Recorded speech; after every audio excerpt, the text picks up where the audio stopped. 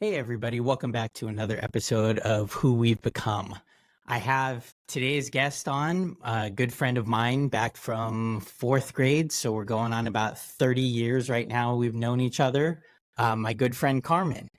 And she's on today to kind of talk about, very briefly, touch base on what kind of led her into kind of a process of more meditation and to cope with stress and dealing with her anxiety.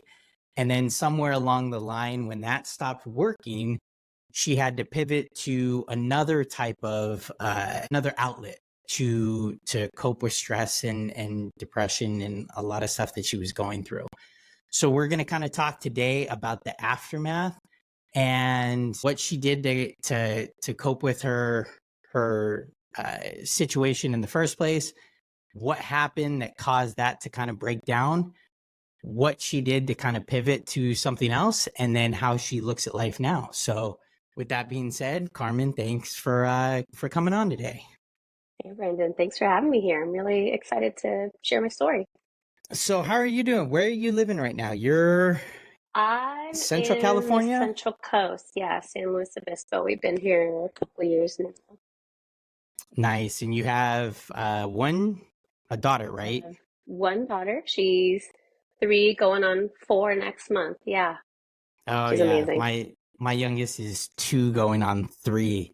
And right now he's finding his voice. So when he Oh, doesn't get yes. his way, he's in that kind of screaming mentality. So Oh, yeah. I so know all we're about that. yeah. Yeah, so we're kind of working on that. And it's interesting having 2 older siblings to kind of help him because I'm noticing that their bad traits he's picking up on. So Mm-hmm. having that kind of conversation now with a 13-year-old and a 9-year-old of like, hey, yeah, you gotta watch what you say. You gotta watch how you act around your youngest because or your younger brother because he learns everything and he's Yeah, picking they're up little on a lot of sponges. stuff. So Yep. so with that being said, that kind of segues into what we're trying to do with the podcast and how how we interact in everyday life. There's always ups and downs. There's always peaks and valleys. And when we fall into those deep, deep valleys, how we pull ourselves out of it. And then especially like someone like yourself, and when I had on Blake and myself, we all have kids. Mm, So that affects our relationship with our kids too.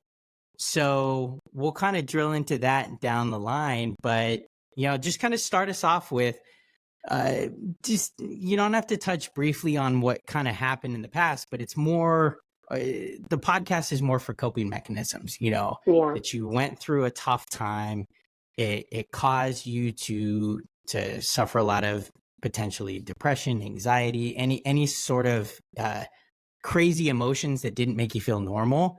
And then Hmm. what did you do to cope with it? And then kind of what happened as that started breaking down. So go ahead. Yeah. So I think 2023 was like a chaotic year for everyone. I've been Yeah. hearing very similar stories from all of my Oh friends and yeah. coworkers. And for me, it was the year that I had to really like take a magnifying glass to some of the challenges that I was facing because my Mhm. coping mechanisms that I developed over the years and decades were no longer working. And part of that journey involved like fully understanding some of the events that happened during my upbringing from like a neurological perspective. So you've probably heard like trauma is a big word right now and like nervous system health and all that stuff. Uh, So my journey took me on a little bit of like excavation. I mean, you mentioned we've known each other for 30 years since fourth grade. yeah. And during that time, I'd say from like 10 to 13, there was a lot of like instability in my family life. Mhm. There is abuse involved too. There's emotional abuse and physical abuse. And you can imagine what happens during those tween slash early teen years when you've got some instability and a primary caretaker is not treating you very well. It creates a lot of inner conflict and colors the way that you view the world going forward, your relationships, um, how you relate to your friends, anything like that. So I was going through this really unstable time during those years, like 10 to 13. And that was right as I was like starting to like boys and things like that. So all of those experiences were coloring the way that I was relating to my peers. And what happened, long story short, was like my late teens and early 20s were a very tumultuous time. Hmm. My hot mess express years, I'll call them. Yeah, I think And we what all had some of happens, those. yeah, what happens is that like you start to live to escape, I guess, reality. And that's what I was going through. A lot of my behaviors at that time were really impulsive, like, and I just wanted to escape myself and the feelings that I was having, um, unbeknownst to me, caused by some of the events of my childhood that had conditioned my nervous system to respond in a particular way. And now, in hindsight, we know that that is basically living in fight or flight, in a constant state of fight or flight. Like that becomes your baseline because that's Uh-huh. your environment that's supposed to be safe. So that was like a solid decade of just like poor decisions, hurting people, being hurt by people. Um, and then in my late 20s, I made a big move up to Santa Cruz.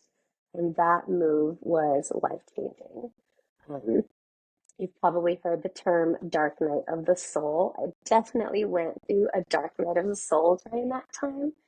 Um, nothing that I had like planned for this move panned out the way that I wanted it to pan out. You know? And I was like, what is going on? Like, I I have zero control over my circumstances right now. And it was that very dark moment of surrender that opened my eyes to there are other possibilities out there. And at that time, I had been practicing yoga for like about 5, 6 years or so since college, but like very sporadically. And I happened to be in Santa Cruz where like it's a very hippie yoga community. So I really deepened my practice at that time. Um, and I ended up becoming a yoga instructor eventually, sharing what I had learned and really using the body to channel some of these uh, anxious feelings that I've been having for years. Hmm. Um, and I found that it worked. It worked really well for a long time. Um, and then I'd say becoming a parent and then shifting into this post-pandemic era shifted things again. So um, I had my daughter in the early days of the pandemic. It was March, end of March 2020. Wow, that Literally was spent, right when it started. yeah, I spent the last 2 weeks of maternity leave working from home. Um, and we didn't know like if my husband could come into the hospital with me. Like obviously there's the specter of disease present, like when you have a newborn with no immune system. So that was very challenging.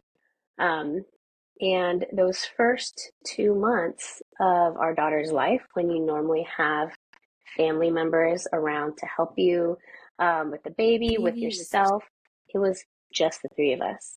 No visitors, like complete isolation. So you can imagine like the challenges of having a newborn on your own, no support on the one hand, but that silver lining was that the three of us are like the tightest little unit. We are so bonded because of Yeah. that isolation that we were forced into, but that really solidified our connections. So I love that. That is the blessing of the pandemic. But a lot of things changed for me during that time. I went from working in an office 5 days a week to being fully remote, which I'm still fully remote now, 4 years later. Um, I completely stopped teaching yoga. Many of the studios that I worked at closed indefinitely. Um, and then we moved. So I ended up trying to find community in a place I'd never lived in before while working remote. So not having like reasons to actually go out into the world and socialize. And as an introvert, that is very tempting to just stay home and not Yeah. socialize. And I was feeling very isolated. I was doubting the decision to move here. I had been in the Bay Area for a decade at that point, and I loved it and I missed it. And all of that culminated in 2023 with the loss of my aunt, who who basically raised me during the first 4 years of my life, with my mom, of course, but she was my other primary caretaker at that time. And she had been suffering dementia for about 7 years, and my mom had been her primary caretaker during that time. She moved from Puerto Rico, where we're from, to Orange County. And me living far away, I was like more of a spectator to this, but like there was still some involvement in that caretaking process. And um, during the final weeks of her life, we went down there and like I gave her our blessing to depart. And so when that happened, something really shifted in me. And it was like all of the anxiety and feelings that I had been holding behind this dam just came flooding out. Uh, And for me, the way that that manifests is really in physical symptoms. I've had a chronic pain condition for about a decade as well, which is another symptom of like traumatic experiences and a dysregulated nervous system. And so I was experiencing a lot of chronic pain, fatigue. I like to call it the Chihuahua shakes, where I just like I can't sit still. I get yeah. so nervous, I can't sit still. And it was affecting all areas of my life, my work, my marriage, my relationship with my daughter. I had a shorter fuse during that time. And my regular yoga, meditation practice, and all the tools I had in my toolbox was just not enough anymore. Um, so I had to do something different. And that's when I began learning about psychedelic medicine and what a revolutionary therapy that is for anxiety, for resistant depression, for PTSD. Um, Now the challenge there is it's still in many places a Schedule 1 drug, but that's changing. So I went through this journey, and I'm really excited to kind of be like, I guess you could call it one of the pioneers in this, to share my experience and the changes that are coming in the legal landscape for these kinds of medicines, because they really are life changing. Now, how when you were like taking the medicine, like what what were the personal effects? Because, like you said, kind of pioneering this new approach to handling some mental health traumas, right? Hmm. It's you see a lot. Like I can watch on the news, and I can see documentaries, and I can watch different things that talk about this kind of treatment, and it's one could look at it more as hearsay, especially because of the fact Hmm. that there's so little going on. And so to have you on that's a personal friend of mine, there's more trust there. And I'm sure a lot of listeners, friends and family that we have are people that have more trust in Hmm. listening to something more intimate and more serious. So when you were, I guess you can say, partaking in the medication or partaking in the process, what what is special about that process in your eyes that Hmm. really kind of took you from meditation is the way to go, like you were in the past, meditation and yoga, to this is giving me something completely different. Like what are the different Yeah. dynamics between the two that make you kind of really feel that, hey, taking this medication or going through this process like really helped me out? Like why did Yeah. yoga and meditation not work as opposed to something like this? Yeah. Well, I'll start by saying that the yoga and meditation still works and is still a crucial part of my mental health like regimen. Um, However, it requires a lot of discipline and time. And it's, I would say, a slow acting therapy. Mm-hmm. Ketamine and psychedelics are like a hard reboot for your brain. So, the way that I've heard it most often described with these medicines is that it's like your brain is a mountain and covered in snow. And you've got these ruts where the skiers have gone down the mountain. And those are your neural pathways. Those are the habits and behaviors that you formed over your entire life. And neurons that fire together, wire together, and form a very strong connection. So those behaviors and physiological reactions become automatic. And what the ketamine does is it's like a fresh, it's a fresh coat of powder over those ruts and over that mountain. So it softens those neural pathways and helps you form new connections. So, kind of going back to a little bit of that science, during your early years, your first 3 years especially, but childhood, you're a sponge, like we talked about with our kids. They're absorbing Uh-huh. everything. And the environment and the experiences you have form these neural pathways. And if you're in an environment that's unstable, that's scary, that's not safe, your body and your brain fire accordingly to keep you safe. So, dissociative behaviors, for instance, where you zone out, those fight or flight responses, those are all your brain doing exactly what it needs to do to keep you safe, physically, psychologically. But then those links in your brain, those behaviors become maladaptive over time when you are in safe environments and they start to cause you trouble. The anxiety, the depression, the impulsive behaviors, things like that. So, what the ketamine does is it helps to soften those connections and reopen that critical period in your brain so that you can then form new, healthier connections, functional behaviors, secure relationships. Now, it's not like a magic pill. There is work that's involved. So when you go through a treatment like that, there's homework, there's after work, and you have this window of time when your brain is very open to forming new connections, and you have to practice the behaviors, the new behaviors that you want during that time to rewire your brain, essentially. Um, and yoga and meditation becomes part of that rewiring.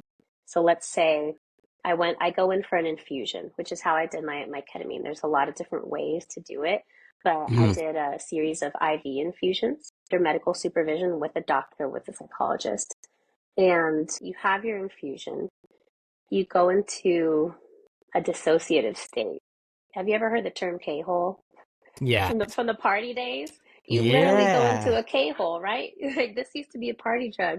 It's a therapeutic drug. You go into this K-hole, like you dissolve, you come back, and then the 48 hours after that is the time to re-educate yourself, essentially. Do the things that feel scary. Like one of the things that was making me feel really nervous was riding a bike on a busy road. I'm just worried about the cars coming by and not being Mm-hmm. mindful of a bike. And so the next day after my first treatment, I went on a bike ride to like teach myself that this is a safe activity. I can do this. I don't have to feel super anxious when I do this.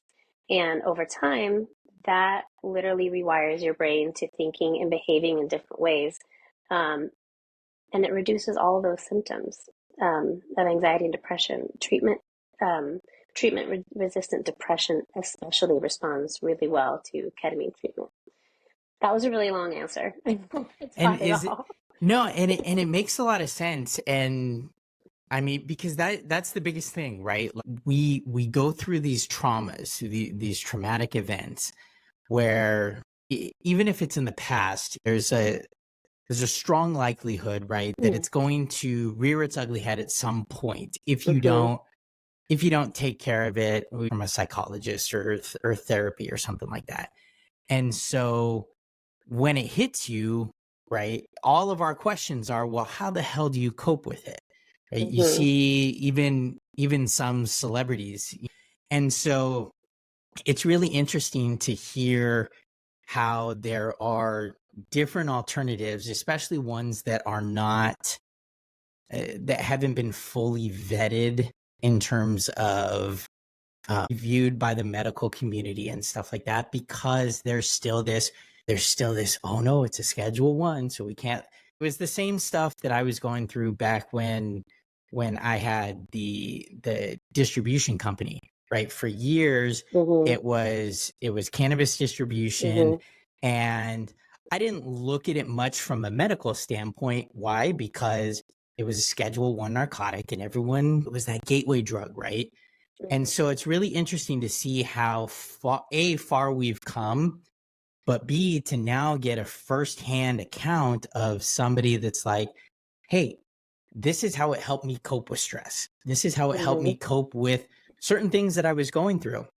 But it it it did help cope with it. Did it help you at all? And if so, how did it kind of help you um deal with the trauma of the past, right? Because you'll have Yeah. therapists that suggest something bad happens to you, if you have a loved one die or something like that, and then you go to therapy, right? Mm-hmm. The therapist helps talk you through coping with that, but then gives you assignments like meditation or whatever. But and the therapy session is conceivably supposed to help deal with the trauma that happened. So Mm-hmm. with the treatment you went under, I know you talked about the coping mechanism, or how it helped you cope with a lot of the depression and anxiety and stuff like that, especially like the bike ride and stuff. Does it help you at all kind of bring up some of that trauma from the past and help you deal with it in a much more calmer manner? 100%. Um, it helps you to feel just slightly removed from that very visceral reaction that you have when revisiting that time. Um, Talk therapy has been like the primary way to work through challenges and traumas for decades.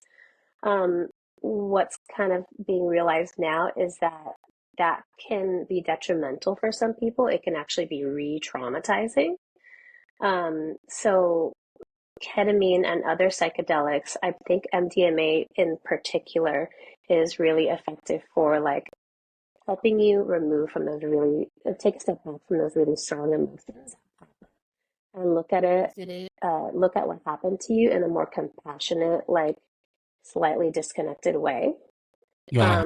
so that you can actually start to resolve. Another one of the modalities that can be really helpful too is somatic therapy, which is really body based. There's a wonderful book called The Body Keeps the Score, which talks about how trauma like literally sits in your tissues. And you can feel like you resolved it mentally, but your body like literally remembers what happens to you. And that fight or flight response gets kicked in. So that was a big aha for me that like I'm experiencing all these physical symptoms because my body is still very tied to that memory. Where as of like years of therapy and going through mentally what happened, kind of scratched the surface, but it really didn't get into the deeper layers. So yeah, psychedelics are wonderful for getting into those spaces that can be very uncomfortable and helping you to actually like feel what pops up and let it pass in a way that is not as debilitating.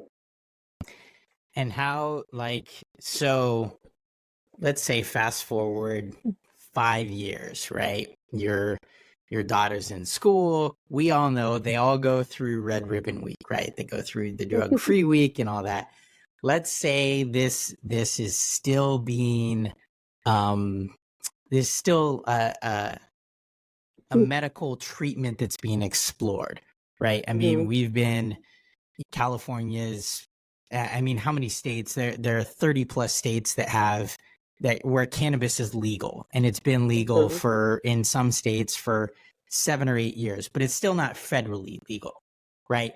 So that kind of shows how slow, especially a treatment like ketamine or MDMA or something like that, It especially shows how long that's going to take till we Mm. get widespread approval.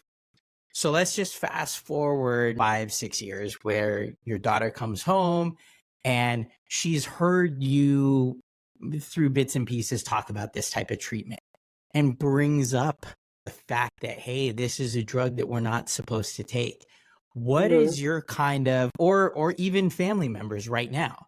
Like if you were to bring it up to family members or if friends of ours hear it and they're like, oh no, that's still like a bad thing. Like what's your response to them Yeah. in regards to, hey, you shouldn't be doing this because remember, it's still a Schedule 1 narcotic and blah, blah, blah, blah, blah.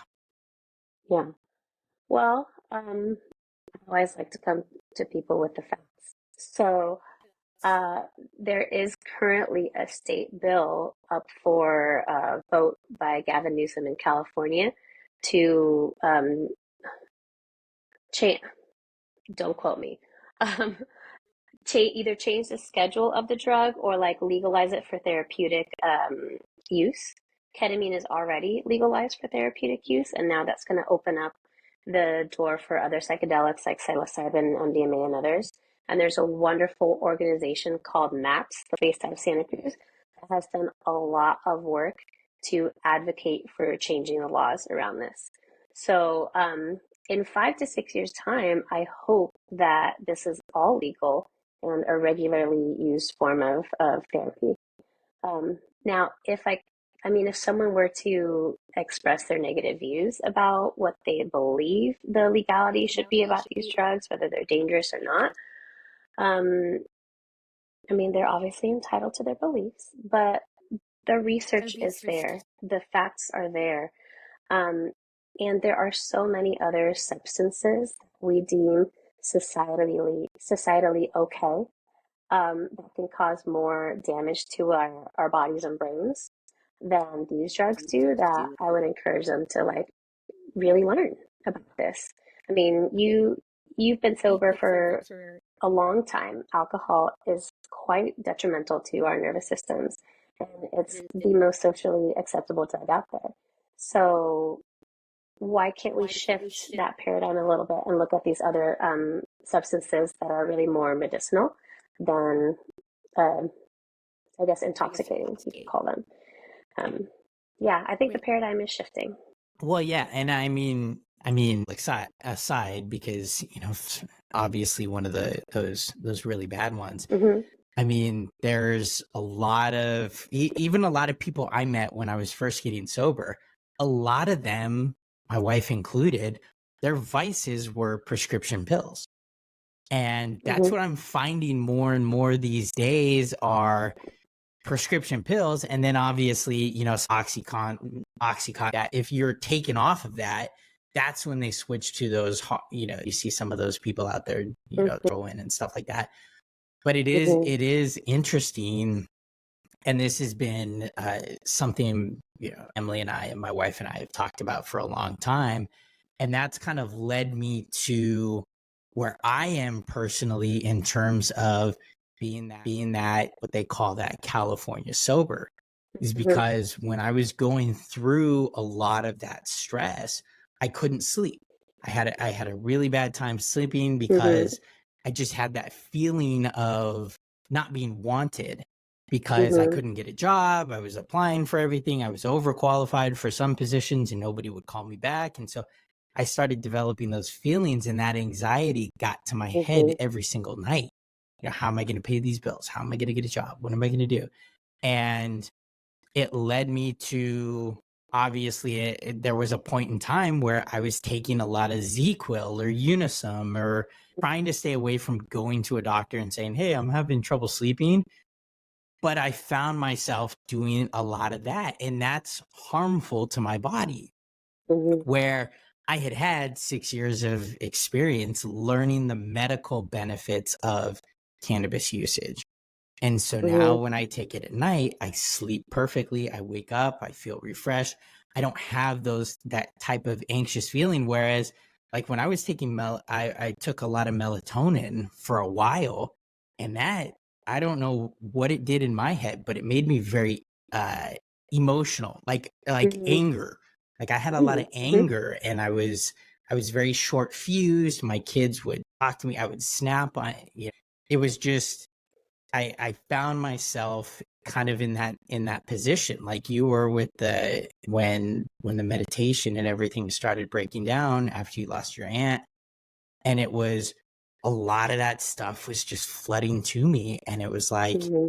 how do I cope with this without harming my body in such a way to where I can't really get out of it? And so it's interesting to see that and like see a lot of people pushing the prescription medication because of the lobbyists and whatnot, and that slowly being chipped away. Mm-hmm. And then B, I mean, you're a perfect example of the success. Like, I mean, I would, whenever now going forward, whenever I have people that I talk to, or when I'm talking to my wife or something, and we bring up or see on TV something about ketamine treatment and discussing the benefits and whether or not it works, it's like, hey, look, Mm-hmm. like I have a friend that did it, you know, and I think that's probably what really sparked the, you know, the cannabis movement in the country too, was Colorado legalized it, Washington legalized it, other states started following, California and all these states are legalizing it to make it so acceptable, and saying, hey, I have this friend that smokes and he does his job just fine. I have my friend that you know takes takes it at night and he sleeps and his sleep anxiety has gone away. So you get more and more of those personal accounts that Mm-hmm. it becomes more and more acceptable. And that's what I think is really important for something like this, for alternative treatments. To your point and my point, we've kind of harped at this for a long time that we, my wife and I Brittany and I try to stay away from prescription medications as best as possible because we know how harmful it can be. She went through it. And so it's really good hearing stories like yours to kind of say, hey, there are those alternatives that may not be socially acceptable yet, but the more and more firsthand accounts we get, I think we're going to start leaning towards the acceptability of utilizing Mm-hmm. stuff like that for medical treatments. Mm-hmm. And so it's really good that we were able to get you on, because I like the fact that we have this kind of transitional period. And so were you ever, I mean, I know you said you had your chaotic years, right? We all kind of had some of those. Yeah. I was trying to mentally get away from stuff too when I turned 21 and just partied heavily for Mm-hmm. 4 years. But were you ever in a position, or was there any point in time where where you looked at a treatment like this and was just like, nah, I can't do it. The drugs that are involved, this type of stuff, I just can't do it. And then Yeah. what made you, if so, what made you transition to a more acceptance, or to accepting that kind of treatment a little bit more? Yeah.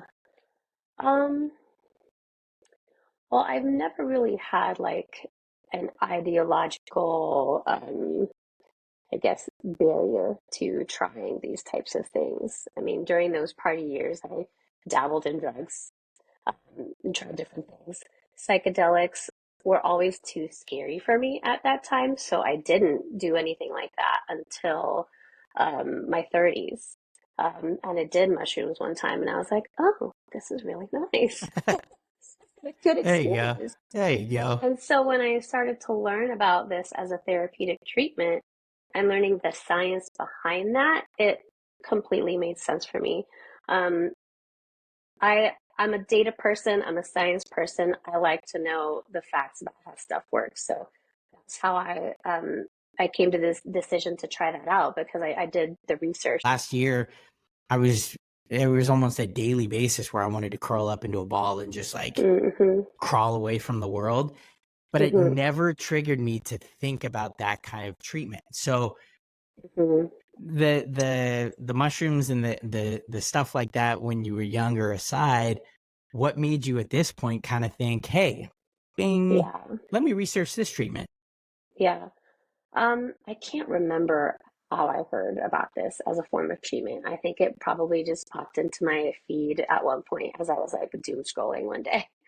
Um, um, but I've also like, I guess I've kind of kept my finger on the pulse a little bit about treatments. I studied psychology in college, and part of my experiences growing up, I wanted to understand why people behave the way that they do. So it's always been a topic that's interested me. So I've kind of just been like on the periphery learning about these things over the years.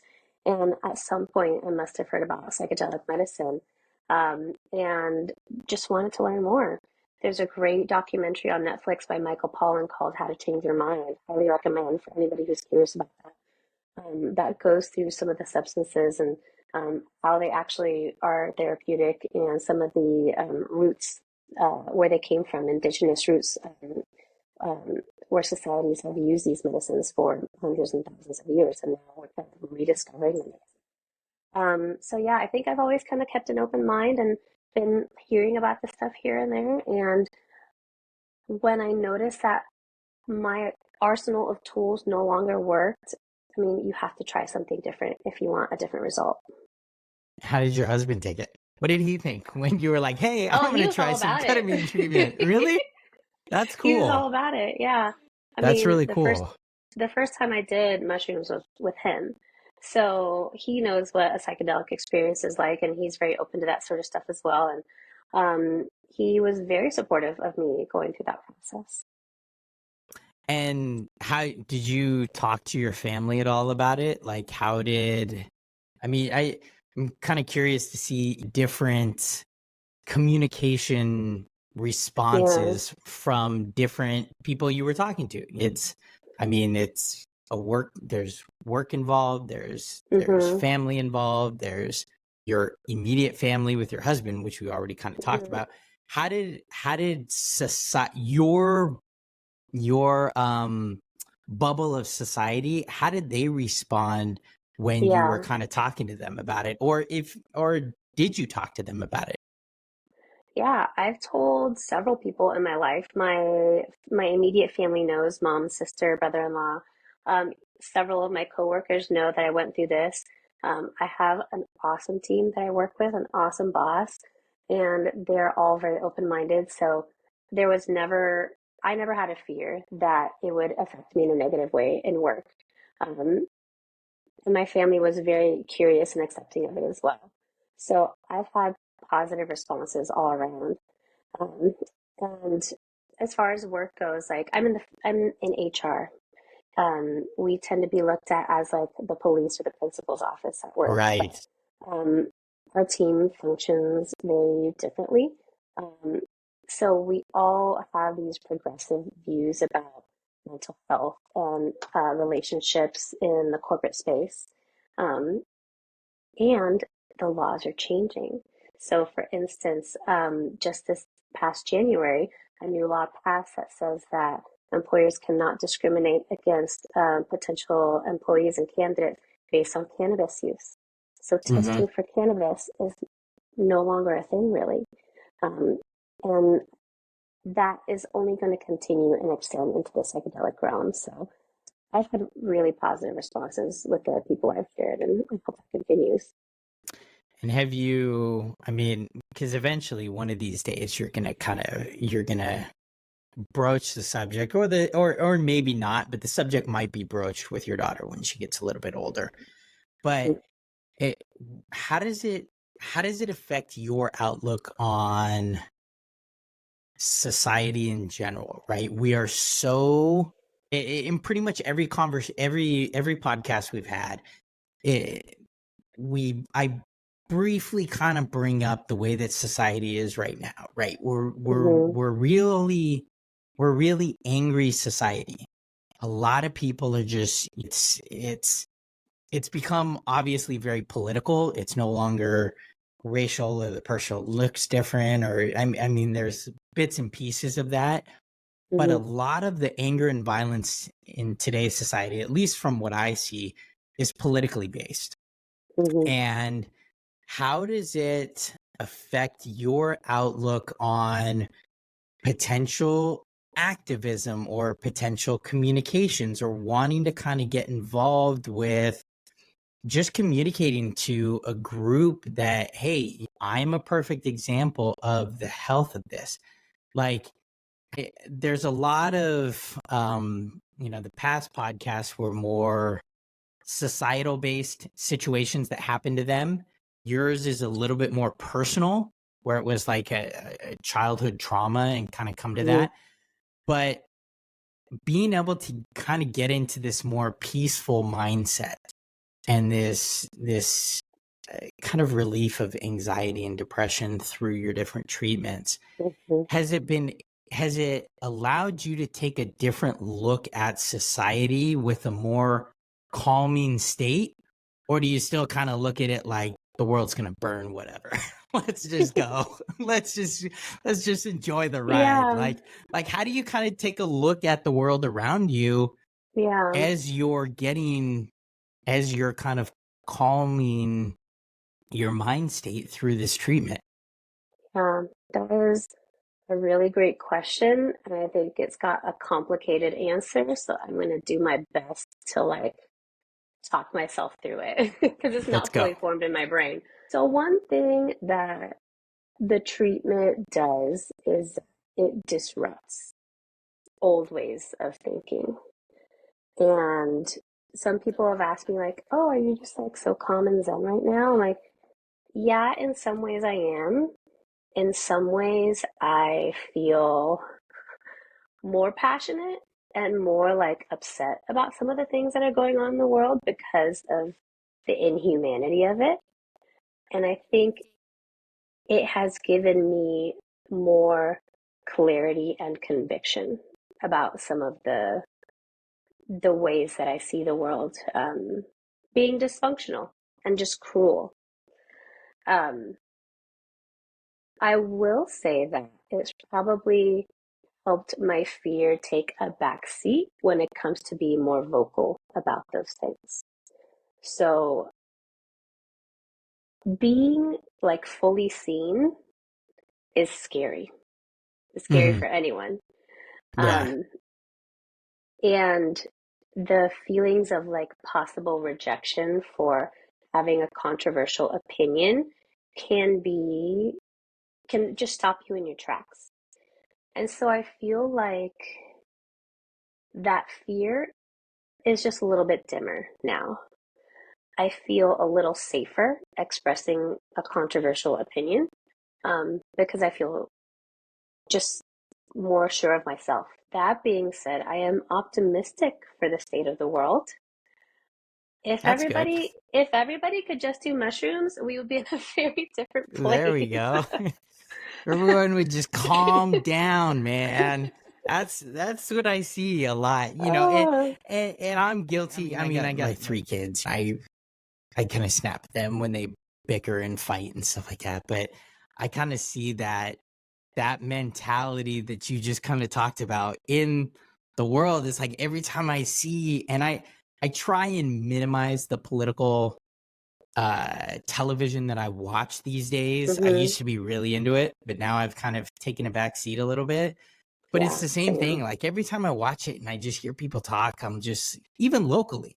Like we're going through stuff in Orange County and that Mm-hmm. we're going through stuff in the state and we're going through stuff in the country. I'm just like, man, people just need to calm down. That's part of the reason why I would like federal legalization of cannabis, at least to start, Mm-hmm. because it's like, dude, just mellow out, man.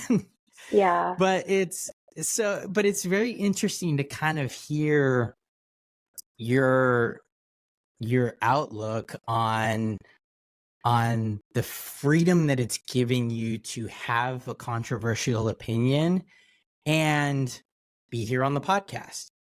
I never, when I was going through my depression and stuff like that, it never dawned on me to think about that type of treatment. And when I posted, hey, I'm going to do a podcast, and people started responding back, it never dawned on me that someone like yourself would come up and say, hey, I'm going through ketamine treatment because of a lot of stuff that Mm-hmm. I've gone through. So it's very admirable that you're on here on video saying, hey, look, this is a controversial opinion. This is, this is something that I went through. And so, and it helped you, has it helped you kind of in your family life now too? I know you talked about the calming mentality and how when the meditation and the yoga was breaking down, how it affected your interaction with people in terms of being short fused and different stuff like that. Like, how do you if it's neurological and it's like, hey, it's a subconscious thing because of the way that it happened neurologically, like you kind of explained, then that's one thing. But do you consciously feel yourself calmer in chaotic situations? Yeah, absolutely. What it does is it really increases your window of tolerance. So the things that would trigger you just don't trigger you as hard. And when your body and your mind react to that trigger in the old way, you can come back to homeostasis a lot faster. So it's not that you are not triggered or bothered by the things that used to. It's not that you don't feel anxiety. It goes from like a level 10 to a level 6. And then with further treatment, you might get down to a level 4. And those feelings are there, but my capacity to actually ride the wave of physical sensation and emotion is much greater. And how would you, so knowing all this and kind of we've collaborated on what you've gone through and your different feelings and stuff. So if someone were to shine a camera on you right now, like me, and say, what is your public announcement on this type of treatment? Yeah. What would you reply? Like, how would you communicate to somebody that comes to you like a friend and is like, hey, I'm going through a really tough time. I've lost a loved one, or I've lost this or that. How would you kind of I don't want to say convince them, but how would you promote that type of medical treatment to somebody who's really going through a tough time? Well, I think the first thing I'd say is there's nothing wrong with you. Something happened to you, but you are not wrong. What you went through and what your mind and body did to adapt to that very stressful situation is exactly what you needed to do.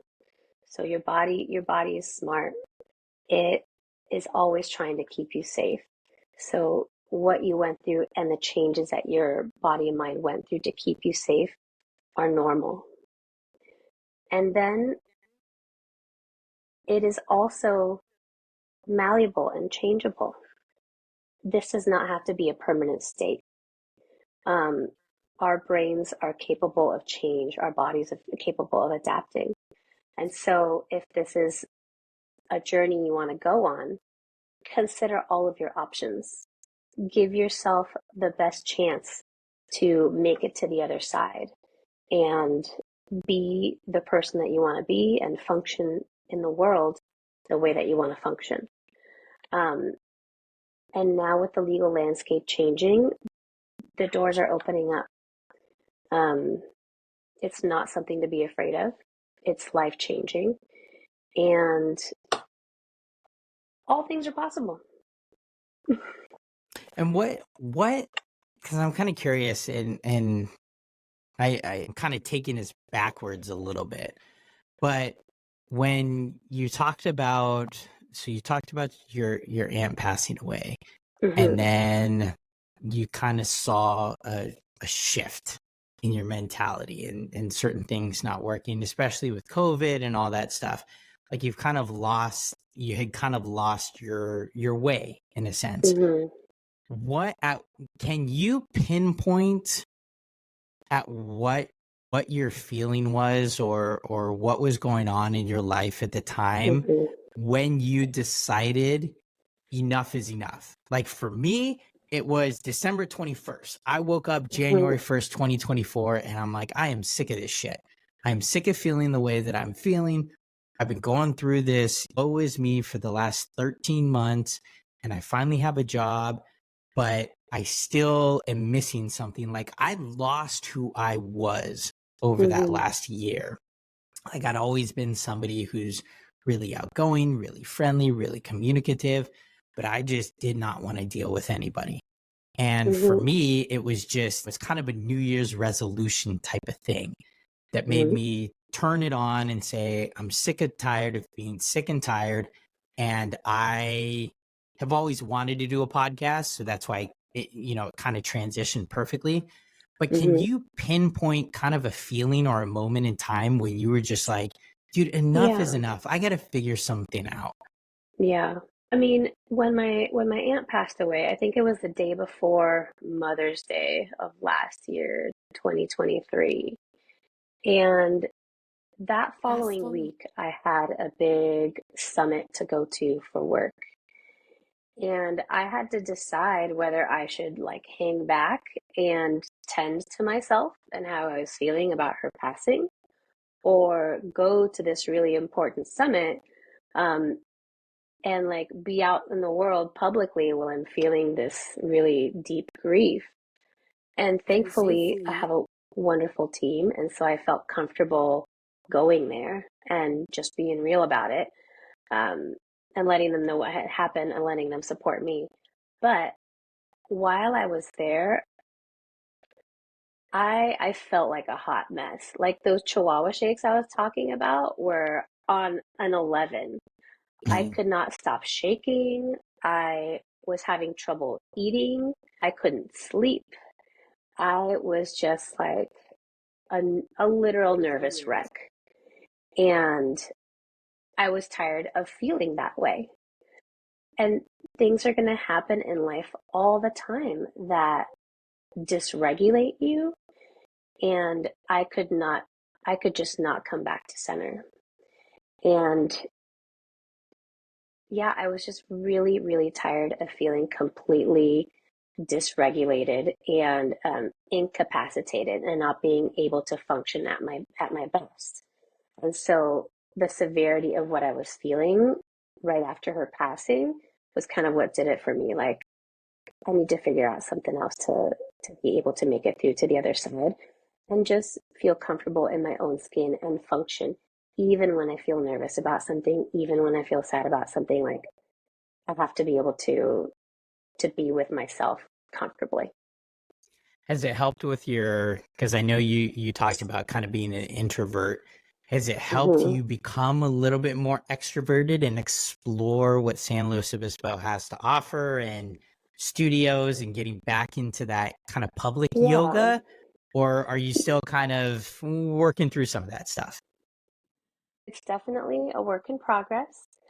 I will say that I'm saying yes to more opportunities to like get out there. I think a lot of us are feeling that way post pandemic anyway, so being an introvert on top of that and having anxiety makes it extra difficult. But yeah, I am saying yes to more opportunities to connect and just feeling much more sure about myself when I go out into the world. Crowds have typically been very difficult for me. And we just went to Disneyland with my daughter for the first time last Oh, month. So I did it. I did 3 full days in a very crowded Disneyland. So wow. yeah, it's a work in progress, but I'm taking the steps.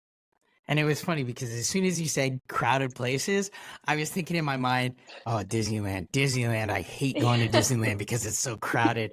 And you mentioned it. So Yep. that's pretty cool. Well, as we kind of wrap up here a little bit, you and I kind of talked briefly that there potentially, once things get a little bit more comfortable, could potentially be a follow-up episode. There are some things I know you and I talked about that that would definitely be something that would be interesting, but that's, Yeah. further down the line. So you kind of talked quite a bit. I mean, I guess one of the recurring themes here is not being afraid to try new things. hmm And not only did you do that when you felt that the chips were down and the meditation and the yoga was not working, so you transitioned into this type of treatment. It was communicated in kind of your public service announcement to people of saying, hey, don't be afraid to try new things. Don't be afraid of these type of treatments. So with all that being said, how are you, is that going to be a recurring theme as you raise your daughter? Because we all know that in this crazy world, there's a lot of, I'm going through it with my middle right now. He's being a very picky eater. But even Mm-hmm. something as small as that and the concept of trying new things can really Yeah. open your mind to a lot of stuff. So in terms of not real teaching, because I can tell my kids until I'm blue in the face, hey, it's important to try new things. Mm-hmm. But how does this experience help you in your parenting style with your daughter, especially as she gets a little bit older, to really push her to try new things? Are you going to bring up a lot of the trauma and a lot of the experience and a lot of what you've gone through? Or is it going to be more, you're just going to try and figure out how to navigate stuff because you don't want to let too much out too quickly? Yeah. Eventually, she will know my full story, and it will probably be a series of conversations over the years in age appropriate ways. I think it's important that she see me as a whole person, flaws, challenges, victories, and all. So, yeah, she'll hear all of it. And like right now, she's only well, she's exiting toddlerhood. Um, but one of the things that I'm very aware of is to allow her space to feel her feelings, Mhm. fear included when she's trying new things, and that being brave to try a new thing doesn't mean that you're not scared, that you feel that fear and you do it anyways. And I think that's one of the biggest lessons I want to impart on her is that, like, feelings, emotions are transitory. And the longer we try to suppress and hold back, the stronger that they get. So to allow yourself to ride that wave is really important. Um, and that the way that we behave outwardly can look different from the way that we're actually feeling. So, yeah, I do want to encourage her to be brave and try new things and be scared, and this feeling will pass. You'll make it through. And with that awesome ending piece of advice, I always like it's kind of cool because there's a lot of this back and forth and there's a lot of communication, but then like it just seems like each one of my guests like have this one little last nugget at the end that's just like boom, super powerful. So with that, I thank you, Carmen, for being on. Thank you, guests, for watching and listening. And I definitely hope you got something out of this. And as I know we both have, it's always refreshing to kind of just get stuff out. And so I hope that the guests have enjoyed the podcast. Thank you again, Carmen, for being on. It's been a And pleasure. with Thank that, you. we'll say see you later.